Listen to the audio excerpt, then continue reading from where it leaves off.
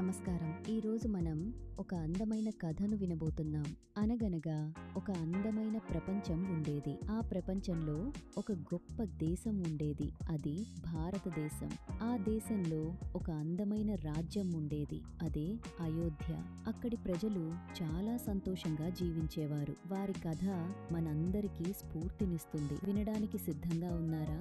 ఒకప్పుడు అయోధ్య అనే గొప్ప రాజ్యం ఉండేది. దాన్ని దశరథుడు అనే ధర్మపరుడైన రాజు పాలించేవాడు. ఆయనకు 3 భార్యలు, కౌసల్య, కైకేయి, సుమిత్ర. కాని వారికి సంతానం లేదు. ఈ విషయం దశరథుడిని చాలా బాధించేది. అందుకే ఆయన పుత్రకామేష్టి యాగాన్ని చేయాలని నిర్ణయించుకున్నాడు. ఆ యాగం అద్భుతంగా జరిగింది. అగ్నిదేవుడు ఒక దివ్య పురుషుడి రూపంలో ప్రత్యక్షమై బంగారు పాత్రలో పాయసం ఇచ్చాడు. దశరథుడు ఆ పాయసాన్ని తన భార్యలకి ఇచ్చాడు. వారు ఆనందంగా ఆ పాయసాన్ని స్వీకరించి తిన్నారు. కొన్ని రోజుల తర్వాత అయోధ్యలో 4 రాజకుమారులు జన్మించారు.